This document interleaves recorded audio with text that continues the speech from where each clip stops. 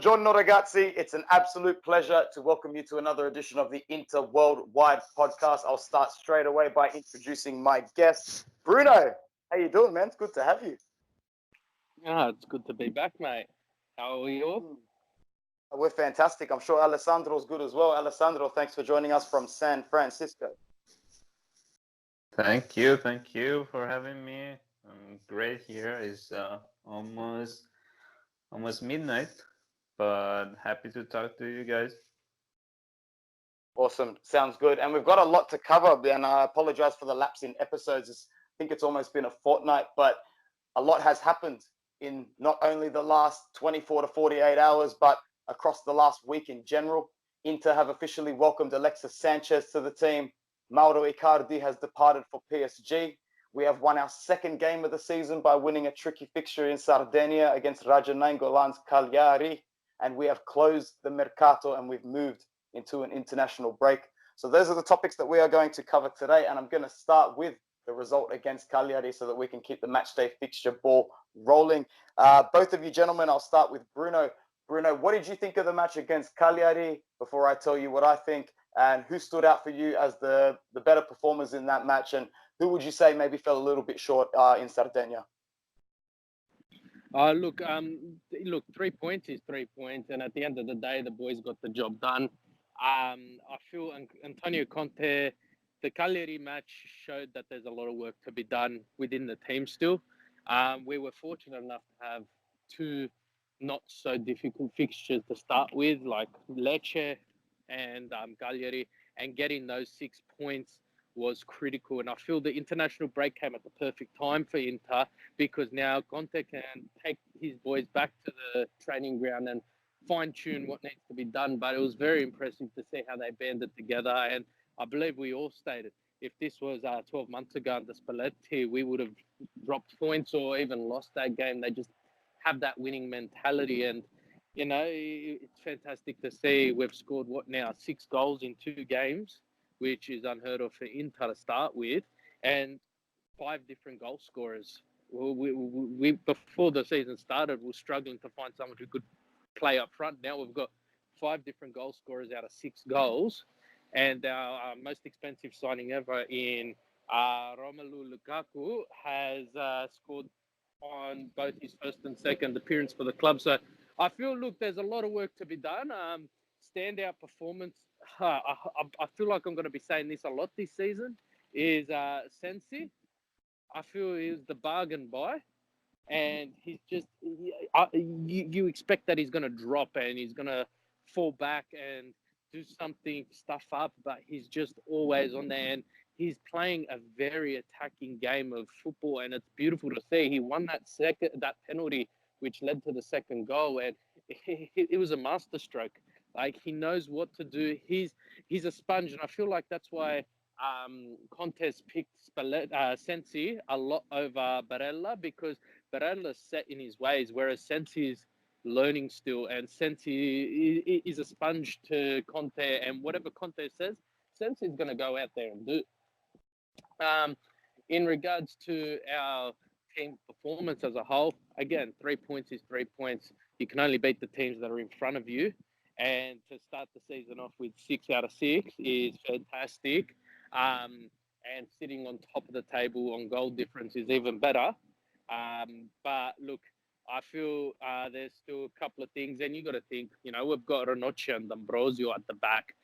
With Skriniar, we still got Godin to jump on, the Fry to jump on. Like, we've got a surplus of players, and it just feels good to be in this position. Man, very, very well said. I suggest if you're listening to the podcast, you rewind that and play that back. So many good points.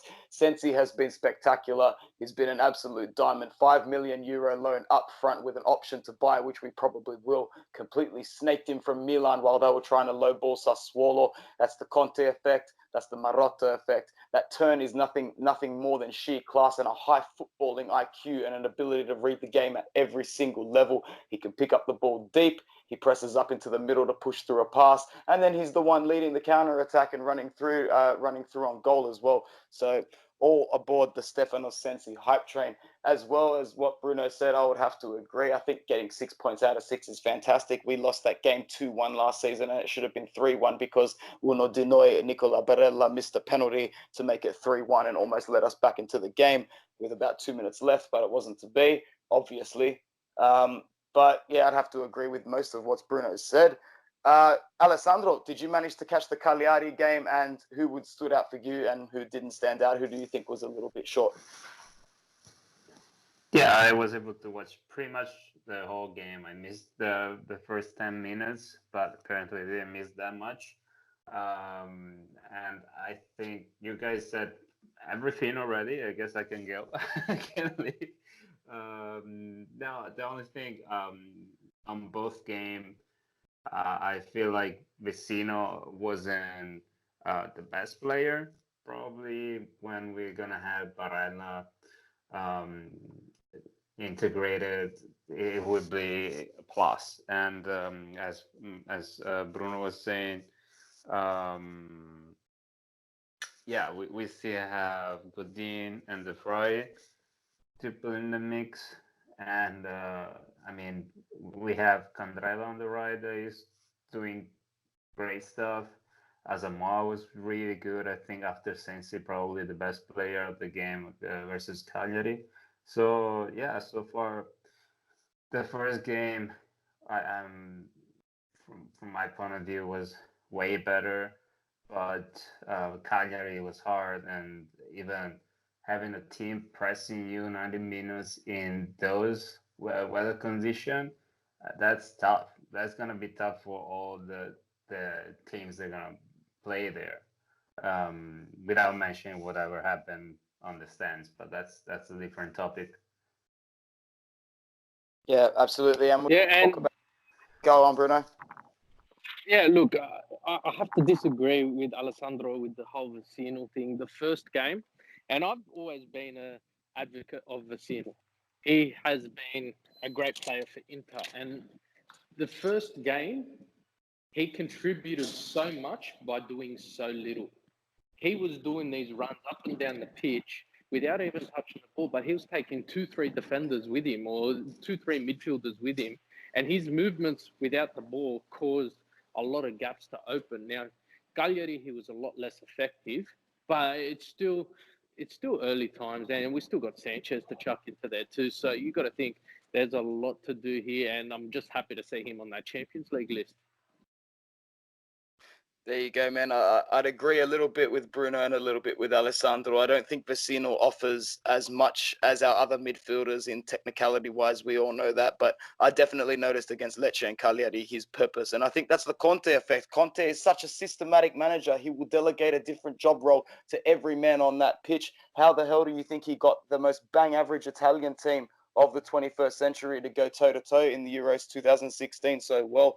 So he's good like that, and if he keeps putting faith in Vecino, I've got faith as well. But I definitely echo Alessandro's thoughts that Barella is only 1 or 2 games away from being in that starting 11. We will talk a little bit about the Romelu Lukaku issue in terms of racism without obviously getting emotionally involved. Alessandro, I know you've spent some time in Italy in the past, so we'll keep it brief. In terms of maybe doing something about this in Italy and solving this problem of just these constant fascist, racist chants, do you see a stopping point or a solution, Alessandro?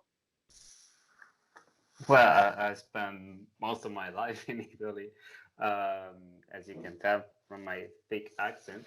And I mean, if you read the statement that the Curva Nord released just today, that's the image of the situation in Italy, because you cannot deny what is so clear in front of you. That's crazy. I mean, saying that there is not racism, it's unbelievable. Justifying them, it's even worse. And but it's a reflection of the society over there.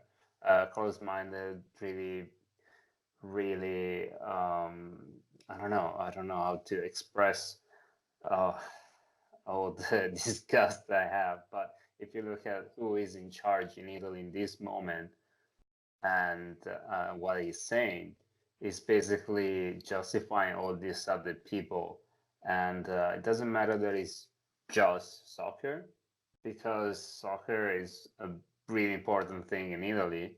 Um, it's like, I don't know, I like food or religion or family, you know. There is no matter what you talk about it, you go watch the game, or nobody doesn't have a team to support in Italy. You know, it's stronger than many other things there.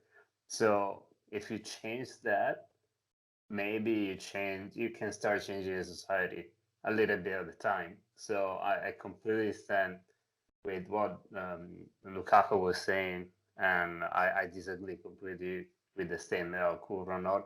And it's not the first time. I don't know who they are, but I don't think they represent Inter at all. At least not me. Very well said, man. I like it, and I'd have to agree with pretty much everything that you've said. It's 2019, and these kind of issues absolutely have to stop. Bruno, your thoughts on the Lukaku and any reaction to that? Yeah, look, I feel there's a certain element between passion for the game and blatant disrespect for the game. And even when it was the Inter Napoli fixture and there was those racist chants to Kubale, ultimately Inter ended up paying the price, and they were racist. Simple as that. And at the end of the day, you look at the sport in general, and it's very prominent in Europe, more specifically Italy. It's a culture which they are yet to change and yet to adapt, and it is a damper on what seems to be in a fantastic league. Like the Serie A, if they want to be the best in the world, they need to stamp this stuff out. And unfortunately, it's small-minded people who ruin it for the game. And I remember last season when Moise Kean was getting racially abused, Bonucci came out and said it was your fault. You provoked them. It's no one's fault. No one deserves to have that thrown at them. And I just feel there's some mentalities that people think it's acceptable and it's okay to proceed with this. But as an Inter fan, and both you and I, Anthony, are from Australia, if you're racist, you're going to cop it. It's just not acceptable. And at the end of the day, it stands wherever you are in the world. And unfortunately, I don't like to say it, it's part of the game these days, but it's part of the game that needs to get rubbed out. And I do remember seeing the Curva Nord stepping up and saying it's all about passion and you've got to do what needs to be done in order to stop the other team from getting that goal. No, you don't. And I just feel they're setting themselves up and using that as an excuse for them to do it to someone when we play at the San Siro again. And quite frankly, it's a shameful thing. And I'd personally be ashamed if they do it. Yeah, absolutely. Very well said, James. Can I add one thing? Of course. Not only Curvano is releasing this statement, but also I understand that Inter and Lazio are twins, but celebrating one of the Lazio ultra diabolic in the first game of the season, that's insane. That's like I mean, I don't know if you guys know, but the Lazio ultras are the extreme right, and they're like, you know, they go back to the fascism and Nazism and all that kind of ugly shit. And celebrating one of them in our first game, that's I mean, I don't even know where to start to. This is not part of the game. Yeah, when you play soccer, you go there, support the team. There's nothing to do with politics, racism, all that kind of shit. I mean, sport is something that should bring everybody together, and that's it. I cannot believe that these people they think to represent us. That's insane.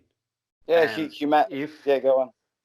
if we want to change something, they should stop the games and give 3 points to the adversary no matter what. If last year they were doing something for us like that, I would be completely fine. But then the supporters of the stadium and against them, they should do something too, because the players, they're they don't deserve that. Like many of the supporters, that they are not racist. So for a bunch of people to lose a game and waste your time and money to go to the stadium because of this stupid. I mean, if the federation is not doing something, then our inter supporters or the team itself should do something first, just to set example, I'd agree with saying the federation definitely has to do something, because it's becoming an issue not only in Italy, but it's becoming very frequent in the Premier League as well. It's becoming frequent in France. We saw Nice had an incident just last week. So as bad as it is in Italy, it's actually not subjective just to the Serie A. It's happening all across European football. So I'd agree, something definitely needs to be done. Thank you, boys, for a very serious chat. And I'm so delighted to flip the conversation. Let's flip it to something not so serious. Mauro Icardi has exited the club. Mauro Icardi is no longer on the Inter roster, and he will not play a game for us this season. Alessandro, I told you last time it was the last time. I told you, man. I told you it was the last time we would have to speak about it, and it was. So he's done. And the best part about it is it looks like Wanda Nara might be in a bit of trouble of losing her job at Tiki Taka as well. But you know what? I'm going to try and not be too petty, because I've already said my petty fair share on YouTube. I'm going to throw this one out to Bruno so he can equalize the situation a little bit more. Bruno, what was your reaction to Mauro Icardi departing for PSG on an upfront zero loan with an option at 70 million at the end of the season? Look, and I'm always going to be the one person who has always supported Mauro Icardi, and I just feel my support for him was as a player. Now, he became toxic, and as soon as it was announced, him and his wife were enforcing legal proceedings. It just shows there is no passion there, and he's there for this. He's there for the money and nothing else. And it's as simple as that. Now, I'd love to see him. I love to see him go to PSG. I feel it's a lot better than him going to Juventus, because I honestly worried about what the Curva would do when he did come back to the San Siro, because in the last days before it all happened, he was receiving death threats. And we know what ultras can be like, but to see the back of him, I feel is a fantastic thing. I was very cautious leading up, but after the Cagliari game, to see the back of Mauro Icardi is satisfying, because we can see now Conte has done with the team and how we have gotten that attacking mentality there, because he was a prominent goal scorer. Our top three goal scorers for last season were Icardi, Perisic, and Nainggolan. We got rid of Nainggolan and Perisic. Where were the goals going to come from? Lukaku can't, there was 28 goals there. Who's going to cover him? Lukaku's not going to score 28. We've got to be realistic here. And I thought, with the Icardi gone, what's going to happen? But after all of that, I feel I've got a peace of mind, and good luck to him. Thank you for everything you've done for the club. But now it's time to fuck off. I'm sorry. No, all good, Simple man. as that. I think most importantly is the fact that if he does succeed at PSG, it will benefit Inter. It's one thing to wish him unwell, but now that the fact that if he does succeed, PSG will really want to take up that $70 million option. It's another Marotta masterstroke, to be honest. He just knows exactly what he's doing left, right, and center, and I'm so happy he's at the club. In terms of Mauro departing, I would pretty much agree with everything you said, Bruno. It exhausted his time here, and now I think most of the fans are just looking forward to the real Conte and Marotta project beginning. This was the last piece of the puzzle to exit in order to make way for what's going to be a massive new project. Alessandro, your reaction to Mauro and Wanda finally departing on deadline day? That was incredible. I wouldn't expect anything like that, honestly. I was giving up my hopes, and then the last second, this news breaks, and everything is happening so quickly. He renews the contract, goes to Paris, pass the test, boom, done. It was like we spent months and months waiting for something like that to happen. We have to wait until the very last day, the very last hour of transfer window to happen. I was ecstatic, and don't get me wrong, I have nothing against the Icardi player, but this whole situation was, as you guys said, was toxic, and it wasn't good for anybody for Icardi to stay. So I wish him well. I hope he's gonna win as much as possible with PSG, and in 1 year, um, if they want to keep him, that's fantastic. Otherwise, we'll see what Marat is gonna do at that point. But for now, we're gonna have a whole season without anybody, any drama or anything, so Conte can build a good team as he intended from the first day. So, or what? That's it. Awesome. In terms of the Mercato, it obviously closed a couple of days ago, or what feels like a couple of days ago. Maybe it's a little bit less. But overall, I think Inter had a fantastic Mercato. Looking at the deadline deals and things that happened, nothing really struck me as amazing. Henrik Mkhitaryan going over to Roma, it's okay. Is he going to fix their problems? Probably not. Ante Rebic went to, what's it called? Went to Milan. I don't think any players, I don't know if any of you guys really wanted him at Inter. Bruno, did you want him at Inter? No, I had no intentions in getting him. And like you said, transfer deadline day, nothing exciting happened for Inter, but that's the beauty of it. They did their work, their hard work early on to get the team together as quickly as possible. Mkhitaryan, who was the one from United for Roma, Smalling, I think it was. Rebic, they're joining a squad which has already played their preseason together. They've already been 2 games deep into the Serie A. It's going to take time to find the balance. Conte, Marotta, they're businessmen. They want to get their shit done as soon as possible to have stability. And I think that's what they've done. And I think that was the successful part of the Inter transfer market. Yeah, I'd agree. Just staying on you, Bruno, for a sec, man, because I know you're a big Diego Godin fan. I wanted to talk about that for a sec. Diego Godin came on and put in a little solid cameo for about 8 or 9 minutes. I had a question come in. I was going to leave it to the end, but I actually wanted to move it forward. I had a fan write in, Daniele from Adelaide. Shout out to you. Thank you very much. Diego Godin made his debut today and did well. When do you guys think he will make his full debut for Inter? Do you think it will be against Slavia Prague in the Champions League, considering his pedigree in the competition? Brilliant question. Before I go to Alessandro, Bruno, you think Diego Godin will make his debut against Slavia Prague? Are you impressed with how he turned out against Cagliari? And how excited are you for him, man? Because I don't care about his age. He just looked really comfortable and really good when he got on the ball. And you got to remember, he didn't feature for us for a while, but he was one of our first signings. So going on what you said before, he's someone who's been in the minds of the project and a big part of the project for a long time. And he was integrated with ease.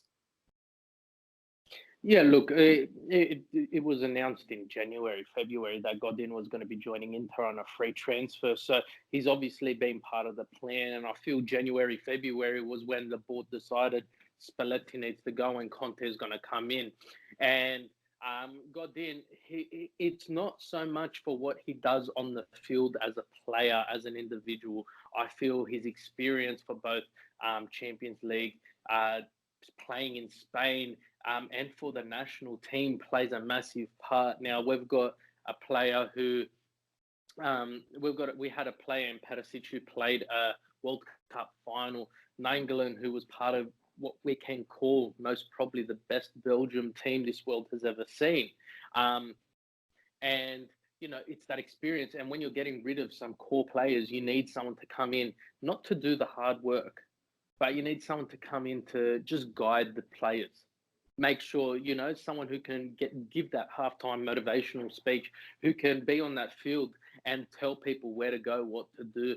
I feel I feel Conte is going to be doing marvelous things with this guy, and I can't see him playing 90-minute games week in, week out, especially with the first game in the Champions League. We've got Slavia Praha, then we've got Milan Derby, then we've got Lazio. There's 3 big games in a row, and we need to have that high rotation of players, which we do have. And Diego Godin, he's one of those players that, with his experience, with his mentality, he's got the same mentality as Conte. He wants to win, win, win, and he is hungry. And even if you win 4-0 like we did against Lecce, he is the one player who'll turn around and say, we won 4-0, but it should have been 5. We won 4-0, but we could have cost us here. And that's what you need in the team. And I just feel him as a player, he will bring a lot to the club. Yeah, well said, bro. Alessandro, a couple of questions in there for you to cover. First of all, did you care much for Rebic coming in, or are you happy to see him go to Milan? And obviously, what did you make of Diego Godin's cameo, and are you excited for him being a great part of the project? So yeah, let's start with the second part.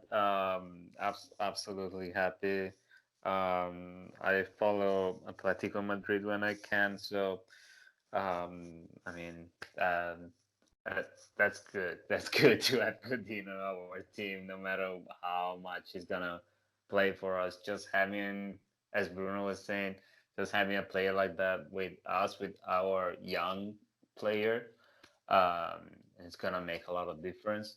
And I don't know if he's gonna play with Slavia Praha or not, but doesn't matter.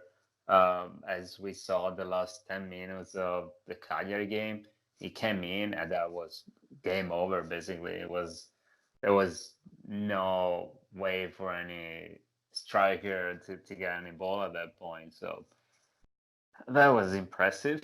And about Rebic, I don't really care. Maybe now that I said that, he's gonna score against us in the derby, but I don't.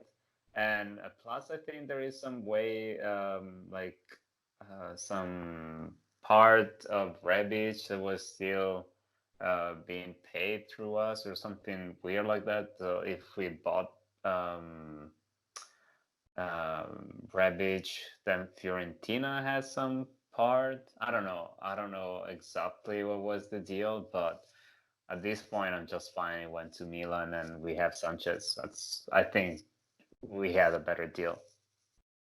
Yeah, and that's the next topic we're talking about as well. Alexis Sanchez is an Inter player, boys. Alexis Sanchez, man, I watched him because, I watched the Premier League in Australia. We all watch the Premier League. But the way that he used to play for Arsenal was nothing short of world class. The way he played for Udinese in the Serie A when he started out caught everyone's eye, and he was consistent at Barcelona as well. Obviously, his career took a massive downward spiral at Manchester United, an absolutely ridiculous paycheck at $360,000 per week. But Don Marotta, Don Beppe, masterstroke again, has basically gotten Alexis Sanchez to take a pay cut before confirming to Manchester United that they would have to pay a fair share of his wages as well. I don't know the exact figure, but I know it's only at about 120, 130 maximum per week that Inter are playing Alexis Sanchez. It wouldn't surprise me if it's a little bit less. I, for one, am very, very excited to have a player of this caliber on our team. I think under Antonio Conte, he can thrive in whatever role he's given, whether it's as a second striker, a number 10, or even a centre forward. He might even play out wide from time to time. Obviously, his defensive contribution is fairly minimal to none. But I, for one, am extremely excited to see Alexis Sanchez. Bruno, you first. Your reaction on Alexis, how happy are you? Look, I've always been a fan of Alexis Sanchez, and I just feel he didn't fit into the United structure. And you look at his performances with Chile, you look at his performances with Udinese, you look at his performances with Arsenal. He's a great player, and I just feel he did not get to play his game and the way he wanted to play at Manchester United. Now, in saying that, he also has not played under Conte. And as we can see with let's say, for instance, Antonio Candreva. Conte changes you as a player, as an individual. I've never seen a man run so much in 90 minutes, let alone a man who we criticised heavily last season. And I just think, one, he's a fantastic holder of the ball. Two, that partnership with Lukaku is incredible, and the friendship. You've seen the friendship through social media. You saw it on the pitch when they're at Manchester United. That's something you need in your team. You're not just teammates. You're friends. You're family, and I feel Sanchez is already part of that family. Now, I don't know if you boys have been keeping up with the Inter social medias, the players' social medias. The boys are going out for dinners, karaoke. I've never seen Lukaku sing, but they look like a massive group of friends and a big family who are going to stick by each other. You want your family to have each other's back, and I feel like that's what Sanchez has already done. Sanchez has done this in the week he's been with Inter. And Icardi was with Inter for 6 years, and he wasn't able to do that. And I just feel he's going to be that pivotal player. Now, are we going to be using him as much as what we would like? Probably not. But you got to think Conte is a master at chess, and he is someone who would sacrifice his queen to win the game. And I just feel that's what's happening, and we just got to let this game of chess play out. But the purchase of Sanchez and this beautiful stroke of amazingness from Marotta in the negotiations is amazing. Like, I read, I think it was online, and it said that the portion of Sanchez's wage that Manchester United is paying weekly is higher than any other player on the Liverpool team weekly. And they're paying Sanchez this amount of money to play for a different club when Liverpool just won the Champions League and they haven't increased the wages of their players to that point of Sanchez. So it's very impressive. Very, very impressive, man. Alessandro, your reaction to Alexis Sanchez becoming an Inter player and us adding a player of his world-class caliber to our roster? I thought it was a win-win no matter what's going to happen. It's on loan. We don't have any obligation at the end of the year. If he's as good as he was at Udinese, if it's just the Premier League and doesn't fit him and is thriving Serie A, that's awesome. At the end of the year, we can discuss with Manchester United and hopefully get the player. Otherwise, he just does a good year with us and help us get as higher as possible. And if it doesn't work out, what are we gonna lose? Nothing. So whatever happened, we are not risking that much. And he's as you guys were saying, he already knows Lukaku. He already knows Serie A. And I feel is that kind of player that once he gets the trust of the coach and the other people of the team, he can destroy the adversary. In my opinion, he didn't have that trust in Manchester United, and so it wasn't anymore a good player. But I don't have I cannot see the future, so I don't know what's gonna happen. I just hope for the best, and if it doesn't happen, we still have a player that can contribute in some way. So we'll see. What you reckon? I would say I agree with pretty much everything you say. It's very, very low risk. If it doesn't work out, we'll have to just send him back to Manchester United, and then they've got a whole nother $360,000 problem a week on their hand. But that's none of our business, really. If it does work out, then I completely trust Marotta to make the right call. He'll probably negotiate something ridiculous where we pick him up for 15 million euro or something really stupid like that. So either way, it's a win-win. Very low risk for us, very high risk for Manchester United. They're behaving like a complete idiotic club at the moment. We got 3 really good questions to get through before we end. This one actually came through before deadline day finished. So I really wanted to answer it beforehand, but I didn't. But it's a good question, so I want to throw it out to the boys anyway. You're in charge of deadline day. You're sitting right next to Beppe Marotta, and he says, write one name on a piece of paper, anybody, but in brackets, make it realistic. And that is from No Name. Never mind. Thanks for the really, really good question, No Name. Bruno, it's a really, really good one. Man, what do you think?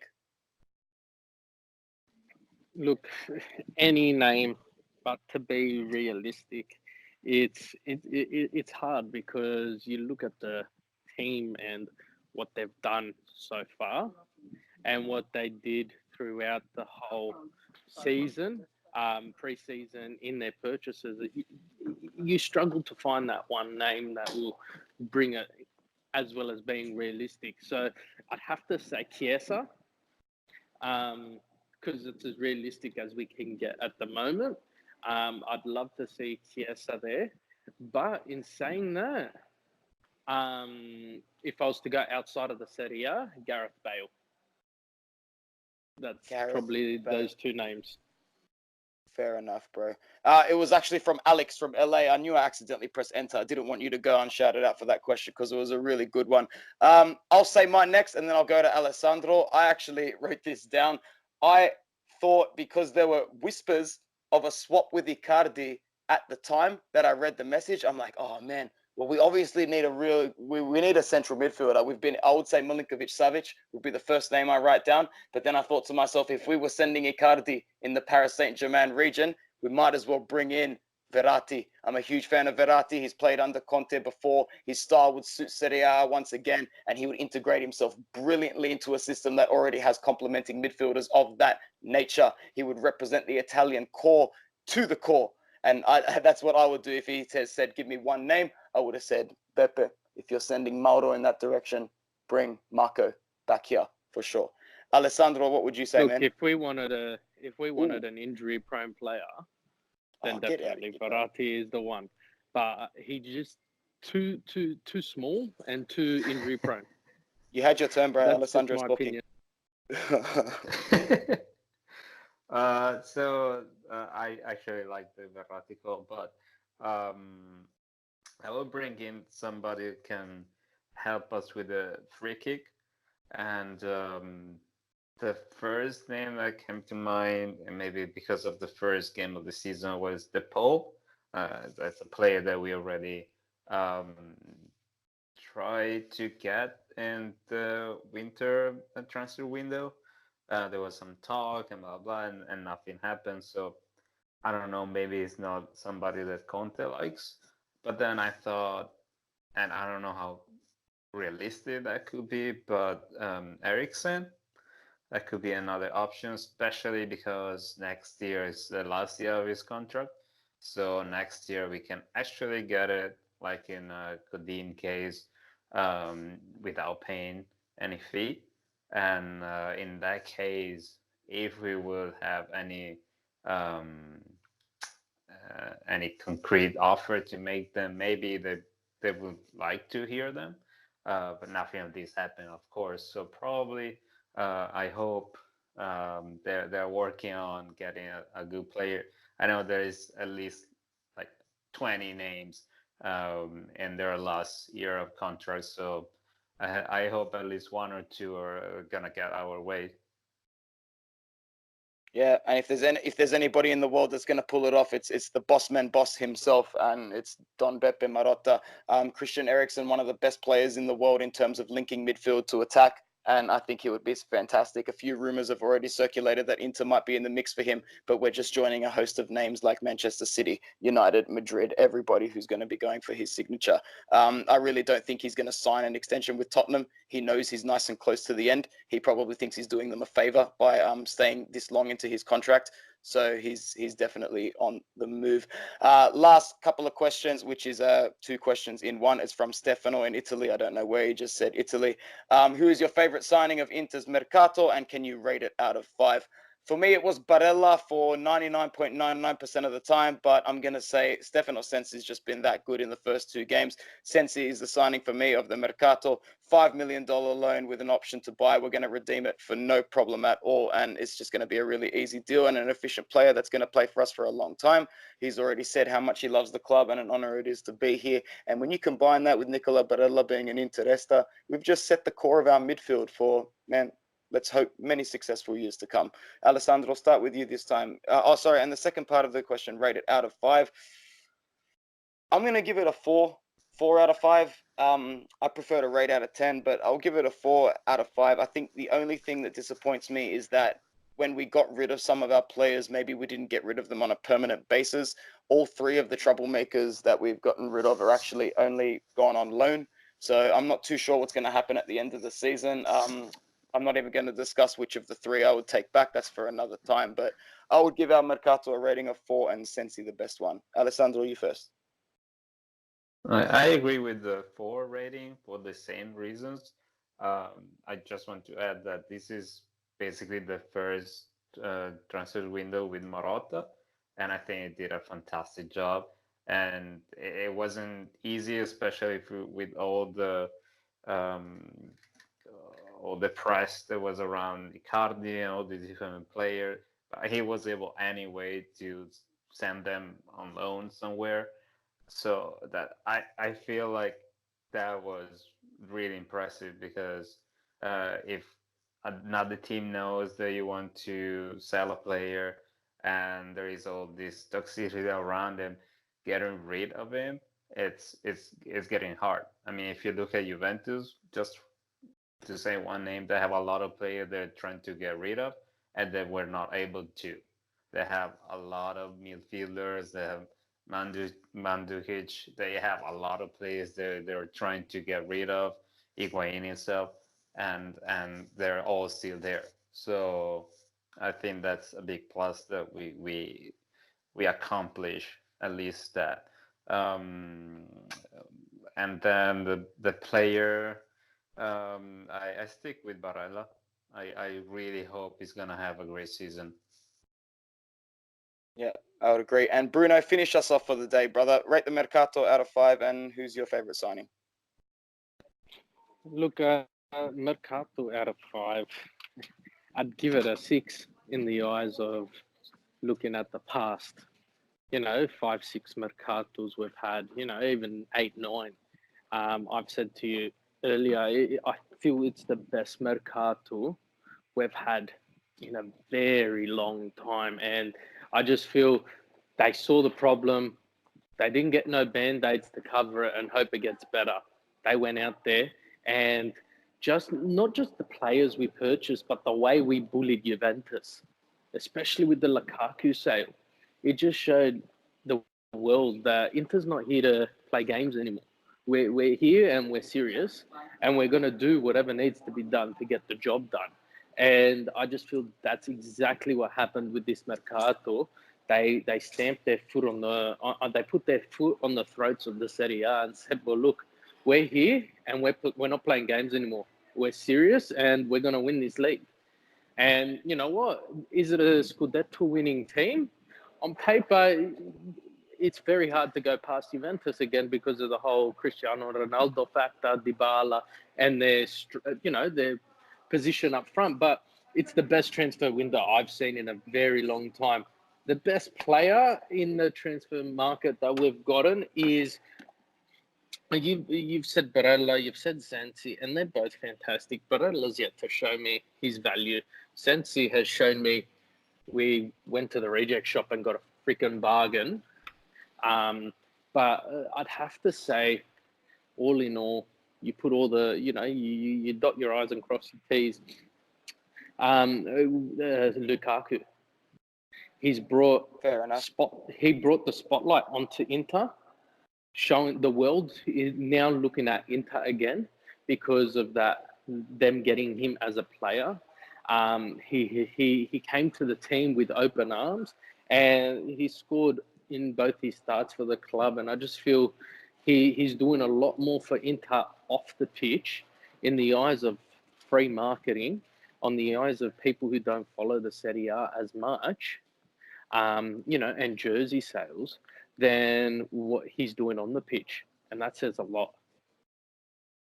Yeah, well, we all know that for the last 6 or 7 years, the only shining light at Inter has been Mauro Icardi, both on and off the pitch. Like for us, off the pitch, he's had his differences, but he's the only marketability that Inter have had as a club, really, whether he's in the headlines for the right or the wrong reasons. And when it became basically public knowledge that we were getting rid of him, we needed someone to replace him. Lukaku was the chosen one. Then you throw into the mix that he plays for Manchester United, the most marketable club in the world, and it was really two birds with one stone. So I completely agree and understand where you're coming from there, Bruno, in terms of Lukaku's appeal and marketability off the pitch. It was a no-brainer, and whoever's responsible at the club for getting most of that done, we take our hats off to them. Guys, that's going to be all we have time for. I have one question. I have one question for you guys, okay? I have one question for you guys. Internazionale was a club which was established to bring the international flair to Serie A, the international players, to bring them to a team. Do you feel we're losing a bit of that with a lot of Italians being on the team? I know it's a very controversial question, but do you feel we're losing a bit of our DNA? Alessandro, go first. Oh, wow. Okay. I don't think so. Honestly, I don't think so. We still have players that are not Italians, but if you look at what happened at Juventus in the last 10 years and Milan before that, the core of the team, of those teams, was Italian. And probably because the Serie A is Italian league, so they know better how to let's say, work the system, or at least what's the base of the game there. But that doesn't mean that we cannot integrate other players. I mean, if you look at all the players we have, there is people from all over the world, South America, Africa, Europe. So having a core from one specific country, I think is just good. If you look at the team we had when we won the triplete, I think a lot of people was from Argentina and Brazil. So it doesn't matter that it's Italy or another country, but having a core of people speak the same language, they have the same background, and all these things, I think just help. And if you look at Conte's past and Marotta's past, they always had an Italian core and an Italian group of players. So I don't know if that answers your question, but I feel Internazionale is gonna be is gonna always welcome people from anywhere in the world, no matter what. Yeah, I would have to agree. For the most part, it's definitely good if people are going to be speaking the same language, especially in training and in terms of talking about tactics. And, it's kind of expected that international players coming into Italy will be expected to learn the host language. So it always helps in that sense as well. I would also agree that, in the past, the teams who've won the Scudetto, when Milan and Juventus had their dominance, it was built on an Italian core. We also need to remember that in the past 7 or 8 years, we've had very minimal Italian presence in our team. Ranocchia and Santon pretty much as the only two Italian representatives for a few years in a row. And then slowly we started to integrate one or two more. I can't even remember off the top of my head. I know Eder was one, Gagliardini obviously coming in as well. But, at the end of the day, I think that now we're building a core that suits Conte, Marotta, their history. And at the end of the day, as Alessandro said, we'll welcome players from anywhere in the world as long as they suit the footballing project, which at the end of the day is the most important project. If that's all that the gentlemen want to speak about tonight, I'm happy to call it at that. It's been a very, very nice podcast. I want to thank Bruno very much for joining me. Thanks, Bruno, bro. Thank you for having me. Forza Inter. Forza Inter. And Alessandro, thanks for coming on again, bro. Thank you, guys. Always so good to talk about our team with you guys. All right, sounds fantastic. And from all of us here at Inter Worldwide, Forza Inter, ciao ragazzi. Ciao.